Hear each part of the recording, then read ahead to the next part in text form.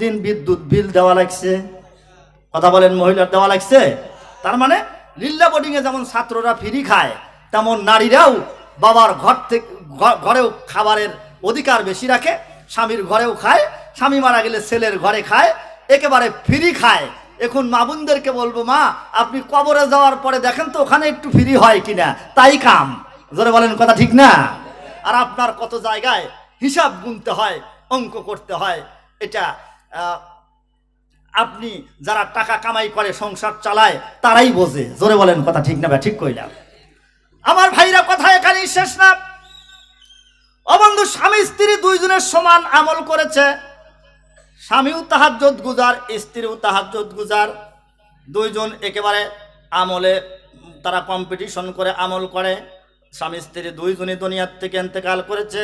মহান আল্লাহ পাক রব্বুল আলামিন ফয়সালা করলেন, এই তোরা দুইজন আমার জান্নাতে চলে যা। এইবার নারী যখন জান্নাতের ভিতরে যাওয়া আর পুরুষ জান্নাতে যাওয়া শুরু করবে, বলুন তো দুইজন গলাগলি ধরে বা হাত ধরে একসাথে জান্নাতে যাবে নাকি? এখানে একটা মাসআলা আছে।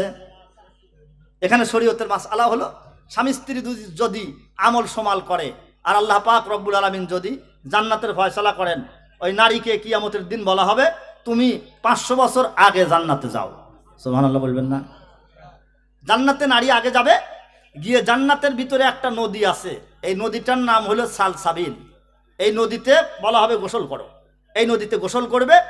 জান্নাতের সালসাবিল নদীতে গোসল করার সাথে সাথে কালো মহিলাও যদি হয়, তার চেহারা পূর্ণিমার চাঁদের চাইতেও সুন্দর হয়ে যাবে। সুবহান।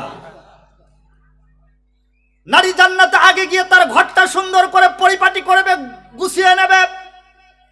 এরপরে আল্লাহ পাক রব্বুল আলামিন পুরুষ লোকটাকে বলবে, এইবার তুমি জান্নাতে যাও।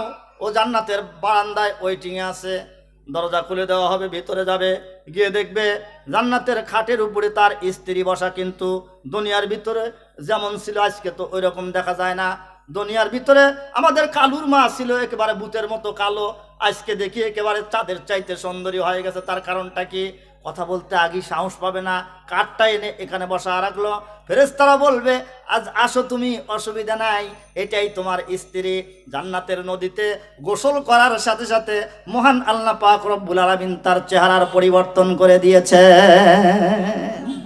তাহলে এখানে বেহেশতে যাওয়ার ক্ষেত্রেও নারী আগে না পুরুষ আগে? নারীকে আগে কেন দেওয়া হলো? ও গিয়ে একটু ঘরটা আগে ঝাড়ু টাড়ু দিয়ে ঠিক করুক, তারপরে পুরুষ ঘরের ভিতরে যাওয়ার সাথে সাথেই যেন শান্তি পায়। আলহামদুলিল্লাহ জোরে সরে আওয়াজ করে বলে।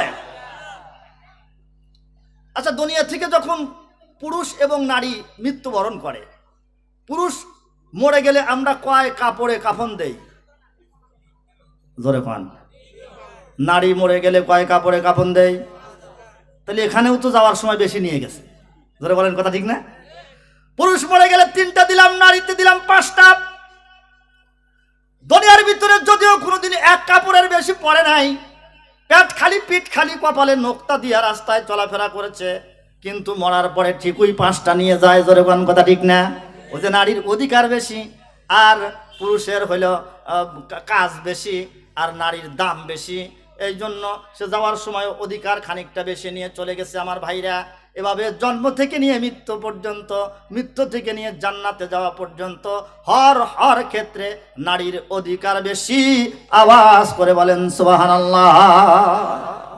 এজন্য মা বোনদের হতে হবে, যেহেতু দাম বেশি। আমি আপনাদের একটু জিজ্ঞাসা করি, বলুন, দামি জিনিস কেউ কি রাস্তাঘাটে ফেলে রাখে নাকি সুন্দর জায়গায় হেফাজত করে? আপনাকে শ্বশুর বাড়ি থেকে যদি বিবাহের দিন একটা আংটি দেয়, এটা এনে আপনি গোয়ালঘরের বাতার সাথে গুঁজে রাখেন নাকি বাক্সের মধ্যে তালা দেন? তো শ্বশুর বাড়ির আংটি যদি আপনি বাক্সে রাখেন, আংটির চাইতে হাজার হাজার গুণের দামি জিনিস শ্বশুরের মেয়েটা আপনার ঘরে এসেছে, লাল টুকটুকে একটা শাড়ি পরিধান করে, এটার দাম আরো বেশি না? তাহলে এটা দিয়ে কি ওই মাঠের মধ্যে ঘাস কাটান যাবে আর মাঠে কাজ করানো যাবে, নাকি এটাকে ঘরের ভিতরে হেফাজত করতে হবে? কোনটা? যুক্তিতে কি বলে? যুক্তি বলে দামি জিনিস এটাকে ঘরে হেফাজত করা, কারণ আপনার ঘরে যিনি এসেছেন উনি আপনার ঘরের রানী না চাকরানী? হ্যাঁ, কিন্তু আমরা কি রানীর মর্যাদা দিয়ে রাখি না চাকরানী বানিয়েছি? আমরা তো চাকরানী বানিয়ে ওকে দিয়ে আমরা গরুর খড় কাটাই। যেরকম কথা ঠিক না? আবার শাড়িতে পানি দিতে দেরি হলে একেবারে গোসাপটা পেটন ধরি, জোরে বলেন কথা ঠিক না ব্যাঠি? আমার ভাইরা, ওটা আপনার ঘরের রানী, আল্লাহ পাক রব্বুল আলামিন রানী করে আপনার ঘরের ভিতরে ওকে পাঠিয়ে দিয়েছে। এটার সাথে আপনি রানীর আচরণ করলে তবেই আপনাকে সে রাজার মর্যাদা দেবে। আর আপনি যদি তাকে রানীর মর্যাদা দিতে না পারেন তাহলে রাজার মর্যাদা তো আপনি পাবেনই না। ওই কথায় কথায় ঝগড়া লাগলে বরকি জ দিয়া গালি দিবে, জোরে বলেন কথা ঠিক না ব্যাঠি? বরকি জ্বর গালি বুঝলেন? বরকি জ দিয়া মা বোনরা গালি দেয়। আপনাদের এই পলাশতলার মা বোনেরা ভালো আছে, আবার আমরাও তো কম না। ওরা বরকিজ্জা ব্যবহার করলে তার আগে আপনি তালিবর্ষা ব্যবহার করে বসে থাকেন, ধরে বলেন কথা ঠিক না ব্যাঠি? এজন্য আমাদের উভয়ের সংযত হতে হবে। মা বোনদেরকে বলবো, মা একটু উল্টাপাল্টা হইলেই আপনি বরকিজ্জার কাছে যাইয়েন না। আপনাদেরও বলবো আপনি তালিবর্ষা ব্যবহার করেন না। সব মহিলাই তো সমান না, দু একজনের স্ত্রী একটু মেজাজ কড়া থাকতে পারে, ধরে বলেন কথা ঠিক না? মেজাজ যদি কড়া হয় তার আল্লাহর ওলি হওয়া সহজ। আলহামদুলিল্লাহ জোরে সোরে আওয়াজ দিয়ে বলেন। ভাই আমার কথাগুলো বুঝতে অসুবিধা হইতেছে কি আপনাদের? আল্লাহর ওলি হওয়া তার জন্য সহজ। আমাদের একজন বুজুর্গ ছিলেন, নাম ছিল আবুল হাসান খেরকানি রহমাতুল্লাহি আলাইহি। এই আল্লাহর ওলির হাজার হাজার মুরিদ ছিল, সাহেবে কারামত, সাহেবে কাশফ এই বুজুর্গ ছিলেন। তো আবুল হাসান খেরকানির বউটা ছিল একটু কড়া মেজাজের, হুজুরের সাথে মোটেও মানে তার বোনাবনি হতো না। একদিন হুজুরের এক মুরিদ 100 কিলোমিটার দূর থেকে এসেছে পীর সাহেব হুজুরের সাথে সাক্ষাৎ করার জন্য। আবুল হাসান খেরকানি রহমাতুল্লাহি আলাইহির বাড়ির গেটের সামনে আসলো। মুরিদ এসে সালাম দেয়, আসসালামু আলাইকুম। ভিতর থেকে কোনো উত্তর নাই। আবার সালাম দিলেন, আসসালামু আলাইকুম। এবারও ভিতর থেকে কোনো উত্তর নাই। আবার সালাম দিলেন, আসসালামু আলাইকুম। ভিতর থেকে একটা কড়া কণ্ঠে সালামের উত্তর দিয়ে বলে, এই মিয়া কে তুমি? চেঁচামেচি করো গেটের সামনে এসে। আমি হুজুরের একজন মুরিদ, 100 কিলোমিটার দূর থেকে আসছি কিছু হাদিয়া তোফা নিয়ে হুজুরের সাথে সাক্ষাৎ করার জন্য। হুজুর কি বাসায় আছে? বলে, এই বাড়ি আবার পীর কই পাইলে তুমি তার সাথে দেখা করার জন্য আসলা? এই বাড়িতে যেটা আছে এটা হলো একজন ভণ্ড। হুজুরের বউ পীর সাহেব হুজুরকে কি কয়? ভণ্ড কয়। ওসি সাহেবের বউ ওসি সাহেবকে দেখে কি ভয় পায়? মৌলভী সাহেবের বউ কি হুজুর মনে করে? না। আমার ভাইরা, আমার আল্লাহর বান্দা মনে মনে ভাবলেন, এত বড় একজন বুজুর্গ আর তার ব্যাপারে তার স্ত্রীর এমন মন্তব্য, তাকে ভণ্ড পীর বলল, তার কারণটা কি? ওখানে দেরি না করে রাস্তায় চলে আসলেন। দেখেন রাস্তার পাশে একটা দোকান। দোকানদারকে জিজ্ঞাসা করলেন, বন্ধুরে ওই যে পীর সাহেব হুজুর আবুল হাসান খেরকানি রহমাতুল্লাহি আলাইহি, এটাই কি আসলেই কি এটা তার বাড়ি? বলে হ্যাঁ। গেটের কাছে গিয়ে জিজ্ঞাসা করলাম, ওনার স্ত্রী উত্তর দিল উনি নাকি একজন ভণ্ড পীর। দোকানদার মুস্কি হাসি দিয়ে বলে, বাবাজি আপনি রাগ করবেন না, উনি আসলেই একজন আল্লাহওয়ালা মুসাল্লাম বুজুর্গ, সুতরাং তার স্ত্রীর কথায় আপনি ভেঙে পড়বেন না। হুজুর বোধহয় বাড়িতে নেই। হুজুরের প্রত্যেক দিনের আমল সকাল 10টায় বাড়ি থেকে বেরিয়ে যান। ওই যে পাহাড়ের টিলা দেখা যায়, পাহাড়ের টিলার ওই পাড়ে একটা জঙ্গল আছে, ওই জঙ্গলের ভিতরে হুজুর কাঠ কাটে, আর দুপুরের টাইমে বাসায় ফেরে, বিকালবেলা কাঠগুলো বিক্রি করে বাজার সদাই করে নিয়ে আসে, দিয়ে তার সংসার বাদ বাকি সময়টুকু সে আল্লাহর ইবাদতের মধ্যে কাটিয়ে দেয়। অতএব তুমি যদি হুজুরের সাথে সাক্ষাৎ করতে চাও, পাহাড়ের টিলায় গিয়ে দাঁড়ালে ওই হুজুরকে দেখা যাবে। হুজুরের মনে হয় এখন আসার সময় হয়ে গেছে। আওয়াজ করে বলেন সুবহানাল্লাহ। আল্লাহর বান্দা লোকটার কথা শুনে পাহাড়ের দিকে গেলেন, পাহাড়ের টিলায় গিয়ে দাঁড়ালেন। দাঁড়িয়ে দেখলেন যে হ্যাঁ আসলেই হুজুর কাঠ কেটে এত বড় একটা বোঝা বেঁধেছে, কিন্তু বোঝাটা হুজুর মাথায় তুলতে পারছেন না। চিন্তা করলেন তাহলে এই বোঝাটা কিভাবে আমি বাড়ি পর্যন্ত নিয়ে যাই। তো ইতিমধ্যেই মুরিদ তাকিয়ে দেখতেছে পাহাড়ের চূড়া থেকে যে হুজুর ওই জঙ্গলের ভিতর দিয়ে একটা বাঘ হেঁটে যায় অদূরে।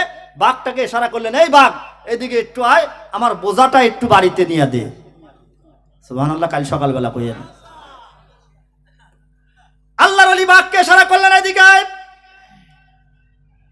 বাঘ হুজুরের সামনে এসে একেবারে পিঠ পেলিয়ে দিল। আল্লাহর ওলি কাঠের খড়ির বোঝা এটা বাঘের পিঠের উপরে দিয়ে দিলেন। বাঘকে বললেন চল আমার বাসায় দিয়ে আয়। বাঘ যেতে চায় না সহজে। আল্লাহর ওলি আবুল হাসান খেরকানি রহমাতুল্লাহ আলাইহি জঙ্গলের ভিতর থেকে একটা বিষধর সাপ ধরলেন। সাপ দিয়ে বাঘকে পিটানো শুরু করলেন। জঙ্গলি জানোয়ার তো শাসন না করলে তো তোরা কথা শুনবি না, এই কথা বলে সাপ দিয়ে বাঘকে পিটানো শুরু করছেন। বাঘ এবার হেলে ডুলে হুজুরের বোঝাটা নিয়ে বাসার দিকে রওনা দিল। ও বন্ধু, পাহাড়ের কেরালায় যখন এসে গেছে, আল্লাহর বান্দা পাহাড়ের চূড়া থেকে সব তামাশাগুলো দেখলো। দেখে এবার আল্লাহর অলিকে সালাম দিয়ে জিজ্ঞাসা করে, ওগো আল্লাহর অলি, বাড়িতে শুনি কি আর এখানে দেখি কি? বাড়ির সাথে এখানকার কোনো মিল খুঁজে পাওয়া যায় কি? আল্লাহর অলি আবুল হাসান খেরকানি রহমাতুল্লাহ আলাইহি কি বলে উত্তর দিয়েছিলেন জালালউদ্দিন রুমি রহমাতুল্লাহ আলাইহি তার কিতাবের ভিতরে লেখেন। এইবার পৃষ্ঠা হুজুর এক গাল মুসকে হাসি দিয়ে কয়, গেরানা সাবারাম মি কাশিদ বেগার জান, গেরানা সাবারাম মি কাশিদ বেগার জান, কাই কাশিদি শের নার বেবারে মান। কয় বেটা, আমি বাড়ির ওই বোঝা বহন করি, এজন্য আল্লাহ পাক বাঘ দিয়ে আমার বোঝা বহন করায়। আমি আমার বিবাহের পরের 1 মাস পর থেকেই নিয়ে স্ত্রীর সাথে আমার ঝগড়া বোনাবনি হয় না। আত্মীয় স্বজন পাড়া প্রতিবেশী সবাই আমাকে বলল বউটা তালাক দেওয়ার জন্য, কিন্তু আমি কারো কথায় কর্ণপাত করি নাই, আমি তালাক দেই নাই। মনে মনে ভাবলাম ওকে যে এই কড়া হওয়ার কারণে, কল্লা হওয়ার কারণে তালাক দিয়ে দেব, আর একজনের সাথে বিয়ে হলে তাকেও তো এমন জ্বালান জ্বালাইবে, জোরে কোন কথা ঠিক না বেঠিক? যত জ্বালা আছে সব জ্বালা আমাকেই ও দিয়ে যাক, ওর দ্বারা অন্য কাউকে আমি কষ্ট পেতে দেব না। এজন্য আমি বউটা তালাক দেই নাই, রেখে দিয়েছি। আল্লাহ পাক রব্বুল আলামিন আমার কড়া স্ত্রীর কারণে এই বেলায়েতের আমাকে আল্লাহ পাক দান করেছেন। আমি ওই বোঝা বহন করি, এই জন্য বাঘ দিয়ে আল্লাহ পাক আমাকে বোঝা বহন করায়। এই জন্য বউ যদি কারু কড়া মেজাজের হয়, আপনাদের এই এলাকারগুলো ভালো আছে তা আমি জানি, তবে যদি কারু কড়া মেজাজের বউ থাকে, তাহলে তার আল্লাহর ওলি হওয়া বড়ই সহজ। আল্লাহ আমাদের মা বোনদেরকে কবুল করেন, বলেন আল্লাহুম্মা আমিন। এজন্য আসুন এবার আমি এই আলোচ্য বিষয়ের উপরই কথা বলতেছি। আমাদের এখানে একটা মহিলা মাদ্রাসা, তাই না? মহিলা মাদ্রাসাতে নারীদেরকে কোরআন শরীফের শিক্ষা দেওয়া হয়, আল্লাহ রাসূল সাল্লাল্লাহু আলাইহি সাল্লামের হাদিস শিক্ষা দেওয়া হয়। দিন শেখার কারণে মেজাজের মধ্যে একটু গড়বড় থাকলেও সোজা হওয়ার সম্ভাবনা থাকে, জোরে বলেন কথা ঠিক না? এজন্য একজন মা সে যদি এলেম ওয়ালা হয়, কোরআন ওয়ালা হয়, হওয়ার সুযোগ তার আছে। এমন নজির পৃথিবীতে অনেক রয়েছে। হযরতে আয়েশা সিদ্দিকা রাদিয়াল্লাহু তাআলা আনহা, আমাদের মা রাসূল আকরাম সাল্লাল্লাহু আলাইহি ওয়াসাল্লামের স্ত্রী, সবচাইতে বড় মুহাদ্দিসা, জোরে বলেন কথা ঠিক না? সাহাবায়ে কেরাম যেই মাসআলা পারতেন না, সংশয় হতো, হযরত আয়েশা রাদিয়াল্লাহু তাআলা আনহার কাছে গিয়ে বলতেন যে এই মাসআলাটা কেমন হবে একটু বলে দেন তো। সুবহানাল্লাহ বলবেন না জোরে সরে? হযরত ওমর রাদিয়াল্লাহু তাআলা আনহুর মতো মানুষ, আবু হুরায়রা রাদিয়াল্লাহু তাআলা আনহুর মতো মানুষ মাসআলা থেকে গেলে হযরত আয়েশার কাছে গিয়ে বলতেন যে আম্মাজান এই মাসআলাটা কেমন হবে আপনি একটু বলে দেন। কত বড় আলেমা ছিলেন, আল্লাহ পাক কত ইলম দান করেছিলেন আমাদের আম্মাজান হযরতে আয়েশা রাদিয়াল্লাহু তাআলা আনহাকে। আল্লাহ রাসূলের সংস্রবে ছিলেন মাত্র 9 বছর। কয় বছর? 9 বছর নবীজির সাথে তার ঘর সংসার। এরপরে আল্লাহর হাবিব দুনিয়ার থেকে বিদায় নিয়ে চলে গেছেন। আল্লাহ পাক রব্বুল আলামিন এই 9 বছরে এত ইলম দান করেছেন। একটা কথা আমি শুনাই। আল্লাহর হাবিব সাল্লাল্লাহু আলাইহি ওয়াসাল্লামের সাহাবী হযরত আবু হুরায়রা এবং হযরত ওমর রাদিয়াল্লাহু তাআলা আনহুর মধ্যে একদিন একটা মাসআলা নিয়ে তর্ক লেগে গেছে। মাসআলা কি? মাসআলা হলো গোসল ফরজ হয় কোন সময়? সহবাস শুরু করার সাথে সাথেই কি গোসল ফরজ, নাকি সহবাস শেষ করার পরে গোসল ফরজ? এটা নিয়ে দুই সাহাবীর মধ্যে এবার ঝগড়া লেগে গেছে। হযরত ওমর রাদিয়াল্লাহু তাআলা আনহু বলেন সহবাস শেষ না করা পর্যন্ত গোসল ফরজ হবে না। আবু হুরায়রা রাদিয়াল্লাহু তাআলা আনহুর ফতোয়া হলো সহবাস শুরু করছে, বাদ দিছে, তাও তার উপরে গোসল ফরজ। এই নিয়ে দুইজনের মধ্যে মতানক্য। চিন্তা করলেন তাহলে কি করা যায়। হযরত ওমর রাদিয়াল্লাহু তাআলা আনহু বলেন আল্লাহর হাবিব মুহাম্মদুর রাসূলুল্লাহর কাছ থেকে নিজ কানে আমি মাসআলাটা, হাদিসটা আমি শুনেছি, সহবাস শেষ না করা পর্যন্ত গোসল ফরজ হয় না। হযরত আবু হুরায়রা বলেন, আমিও আল্লাহর পয়গম্বরের জবান থেকে নিজ কানে শুনেছি, শুরু করার সাথে সাথেই ফরজ হয়ে যায়। তাহলে এটার এখন নিরসন কিভাবে হবে? হযরত ওমর রাদিয়াল্লাহু তাআলা আনহু চিন্তা করলেন, আমার এক কন্যা আছে আল্লাহর পয়গম্বরের স্ত্রী হযরতে হাফসা রাদিয়াল্লাহু আনহা, চলো যাই আমরা হাফসার কাছে। যেহেতু এটা ঘরোয়া মাসআলা, স্বামী স্ত্রীর ভিতরকার এটা মাসআলা, অতএব হাফসা রাদিয়াল্লাহু তাআলা আনহা ভালো বলতে পারবেন, বলুন সুবহানাল্লাহ। আবু হুরায়রা রাদিয়াল্লাহু তাআলা আনহু এবং হযরত ওমর দুজনে মিলে হযরত হাফসার কাছে চলে গেছেন। হাফসাকে গিয়ে বিষয়টা জিজ্ঞাসা করলে হাফসা রাদিয়াল্লাহু আনহা বললেন যে এই মাসালাটা তো আমি ক্লিয়ার বলতে পারবো না, এটা যদি আপনারা ক্লিয়ার হতে চান হযরত আয়েশার কাছে যান। সুবহানাল্লাহ জোরে বলেন। ওমর রাদিয়াল্লাহু তাআলা আনহুর মনটা খারাপ, যে আজকে একটু চাইছিলাম যে আমার কন্যা বলতে পারলে আমি একটু অহংকার করব, আজকেও তো আবু বকরের সাথে পারলাম না। জোরে কোন কথা ঠিক না? আজকেও আবু বকর সিদ্দিকের মেয়ের কথাই বলেন। আবু হুরায়রা এবং হযরত ওমর রাদিয়াল্লাহু তাআলা আনহু দুইজন চলে গেলেন। আম্মা জান আয়েশা রাদিয়াল্লাহু তাআলা আনহাকে গিয়ে জিজ্ঞাসা করলেন এই মাসালার ব্যাপারে। হযরত আয়েশা বললেন, এত বড় বড় দুইজন সাহাবী আর এই সাধারণ একটা বিষয় আপনারা বোঝেন নাই। হযরত ওমরকে বললেন, আপনার ফতোয়াও ঠিক, আবু হুরায়রার ফতোয়াও ঠিক। কয় কিভাবে ঠিক? হযরত ওমরকে বললেন, আপনি যে বলেছেন সহবাস শেষ না করা পর্যন্ত গোসল ফরজ হয় না, এটা ইসলামের প্রাথমিক যুগে একবার আল্লাহর পয়গম্বর ফতোয়া দিয়েছিলেন, কিন্তু নবীজি মৃত্যুর আগে বলে গেছেন আবু হুরায়রার যে ফতোয়া সেটা সহবাস শুরু করার সাথে সাথেই গোসল ফরজ হয়ে যায়। আর আল্লাহর পয়গম্বর আগের কথা এবং পরের কথার মধ্যে যদি তারতম্য হয়, আগে একরকম বলেছেন পরে একরকম বলেছেন, কিয়ামত পর্যন্ত উম্মতেরা আমল করবে পরেরটার উপর। এটা হলো মাসআলা। তাহলে আবু হুরায়রা এবং ওমরের মতো সাহাবায়ে কেরাম যেই মাসআলাটা বুঝতেছেন না, এটা বুঝিয়ে দিলেন কে? হযরতে আয়েশা রাদিয়াল্লাহু তাআলা আনহা। মেয়ে মানুষ না পুরুষ মানুষ? আমাদের ঘরে এমন যদি কন্যা থাকে তাহলে এটা আমাদের জন্য সৌভাগ্য। জোরে বলেন কথা ঠিক না ঠিক? কারি মোহাম্মদ তৈয়ব রহমাতুল্লাহি আলাইহি দেওবন্দ মাদ্রাসার 50 বছরের মুহতামিম। কয় বছর? 50 বছর দেওবন্দ মাদ্রাসার মুহতামিম ছিলেন কারি মোহাম্মদ তৈয়ব রহমাতুল্লাহি আলাইহি। কারি তৈয়ব সাহেব রহমাতুল্লাহি আলাইহি মেশকাত শরীফ পড়েছেন ওনার দাদির কাছে।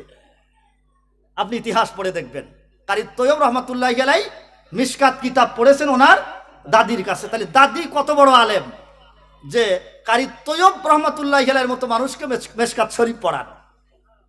এজন্য নারী শিক্ষার গুরুত্ব আছে না নাই? পুরুষ যেমন উচ্চ শিক্ষিত হবে, নারী তেমন উচ্চ শিক্ষিতা হবে। নারীর শিক্ষার ক্ষেত্রে পূর্ণ অধিকার দেয়া আছে। জোরে বলেন কথা ঠিক না ঠিক কইলাম? কিন্তু এই শিক্ষাটা যদি আমরা ধর্মীয় শিক্ষা দিতে পারি তাহলে সোনায় সোহাগা। পুরুষ যেমন আল্লাহর ওলি হতে পারে, নারীও আল্লাহর ওলি হতে পারে, পারে না? ঈসা আলাইহিস সালাতু ওয়াস সালামের মা মরিয়ম, উনি কি কোনো নবী? না। অথচ আল্লাহ পাক রব্বুল আলামিনের কত বড় ওলি। মরিয়ম আলাইহিস সালাম যেই হুজরা মুবারকের মধ্যে থাকেন, আন সিজনে ওনার সামনে অনেক ফলের খোসা পড়ে থাকতে দেখা যায়। হযরত জাকারিয়া আলাইহিস সালাম জিজ্ঞাসা করলেন, আচ্ছা এই ফলগুলো কোত্থেকে তোমার কাছে আসলো? আমি ঘরের দরজা বন্ধ করে দিয়ে চলে গেছি, তোমার কাছে নতুন নতুন ফলের খোসা দেখা যায়, এই ফলগুলো কে তোমাকে দিয়ে গেল? হযরত মরিয়ম বলেন, এগুলো আল্লাহর পক্ষ থেকে আল্লাহ পাক পাঠিয়ে দিয়েছেন। সুবহানাল্লাহ জোরে আওয়াজ দিয়ে পাঠ। তাইলে বোঝা গেল নারীও বড় ওলি হতে পারে। জোরে বলেন কথা ঠিক না ঠিক? কথায় কথা মনে পড়লো আমার, আপনারা বিরক্ত হইতেছেন কিনা আমি জানি না, অল্প সময়ের মধ্যে আমি ছেড়ে দেব। আমাদের একজন বুজুর্গ ছিলেন, ওনার নাম ছিল খাজা আব্দুল ওয়াহেদ। কি নাম? খাজা আব্দুল ওয়াহেদ রহমাতুল্লাহি আলাইহি। বহুত বড় বুজুর্গ আমাদের এই চিশতিয়া খানদানের। খাজা আব্দুল ওয়াহেদ একদিন মোরাকাবা অবস্থায় ওনার হাল তরি হয়ে গেছে।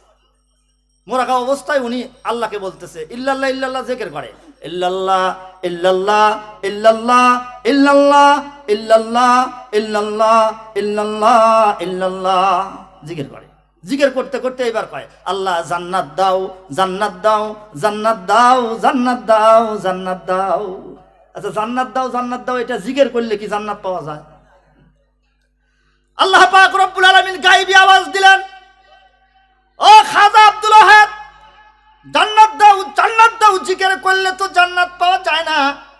জান্নাত পাইতে হলে জান্নাতের জন্য আমল করা লাগে, জিকির আজকার তাসবিহ তাহলিল এগুলো করতে হয়। তা বাদ দিয়ে তুমি জান্নাত দাও জিকির করো কেন? আল্লাহর ওলি মুরাকাবা অবস্থায় এইবার কয় রব্বুল আলামিন জান্নাত দেওয়ার ওয়াদা না দেওয়া পর্যন্ত আজকে আমি আমার খানকা থেকে বের হব না। আল্লাহ পাক রব্বুল আলামিন এবার ঘোষণা দিলেন, কানে কানে আওয়াজ পৌঁছায় দিলেন, ঠিক আছে আমি তোকে জান্নাত দেওয়ার ওয়াদা করলাম, যা তোকে জান্নাত দিয়ে দিলাম। এইবার খাজা সাহেব এইবার কয় রব্বুল আলামিন জান্নাত তো তুমি দিলা, ঠিক আছে, কিন্তু জান্নাতের মধ্যে একা তো থাকা যাবে না, জান্নাতের ভিতরে আমার সঙ্গী কে হবে তাকে একটু দেখায়া দাও। সুবহানাল্লাহ বলবেন না? আল্লাহ বললেন যে জান্নাত চাইলেই দিলাম, আবার জান্নাতের সঙ্গী কি হবে আবার তাকে চাস? জি আল্লাহ, এটাকে একটু আমাকে নাম বলতে হবে, আমি তাকে একটু দেখব। আল্লাহ পাক রব্বুল আলামিন বললেন যে হাবশার জঙ্গলের ভিতরে মাইমুনা নামের এক কালো বান্দি বকরি চড়ায়, ওই মহিলা হবে তোর জান্নাতের মধ্যে সঙ্গিনী। বলুন সুবহানাল্লাহ। আল্লাহর ওলি খাজা আব্দুল ওয়াহেদ বের হলেন খানকা থেকে, হাবশার দিকে চললেন। তদানীন্তনকালে গাড়ি ঘোড়ার ব্যবস্থা ছিল না, হেঁটে হেঁটে প্রায় 15 দিন পর্যন্ত পথ চললেন তিনি। হাবশায় গিয়ে লোকজনকে জিজ্ঞাসা করলেন, মাইমুনা নামের কোনো কালো বান্দি কি তোমাদের এলাকায় আছে? বলে হ্যাঁ আছে তো। কোথায় গেলে তাকে পাওয়া যাবে? কেন সে তো জঙ্গলে বকরি চড়ায়, 6 মাস থাকে জঙ্গলে, বাড়িতে মাঝে মধ্যে আসে, আবার জঙ্গলের ভিতরেই সে থাকে, ওইটাকে দিয়ে আপনি কি করবেন? সে একজন কালো কুসকুসে বান্দি। আল্লাহর ওলি বলেন ওইটাকে আমার দরকার, আমাকে একটু লোকেশন দাও। লোকজনের কাছ থেকে ঠিকানা নিয়ে হাবশার জঙ্গলের ভিতরে উনি পথ চলা শুরু করলেন। চলতে চলতে গিয়ে দেখলেন জঙ্গলের ভিতরে ছোট্ট একটা ঝুপড়ি ঘর, ঘরের দরজাটা বন্ধ। আল্লাহর বান্দি ওই ঘরের মধ্যে বসে বসে ইবাদত বন্দেগি করে, আর বাইরে তার হাজার হাজার বকরি ছেড়ে দেওয়া আছে। উনি একটা বিষয় দেখে বড় আশ্চর্য হলেন, বাইরে বকরিগুলো জঙ্গলে ছেড়ে দেওয়া, ওই বকরির সাথে একদল বাঘ কেউ দেখলেন। বাঘ আর বকরি একসাথে জঙ্গলে চলাফেরা করে, বাঘগুলো বকরির দিকে কোনো সময় ফিরেও তাকায় না। মনে হচ্ছে যেন বাঘ আর ছাগলের মধ্যে 1000 বছরের বিতালি। এটা দেখার পরে উনি খানকার দরজায় গিয়ে সালাম দিলেন, ভিতর থেকে উত্তর নাই। আবার সালাম দিলেন, উত্তর নাই।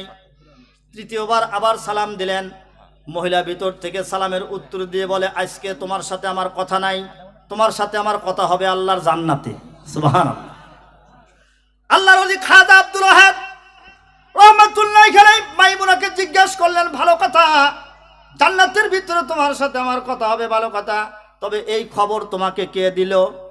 মহিলা কয়, তোমাকে এই খবর কে দিল যে আমি হাবশার জঙ্গলের ভিতরে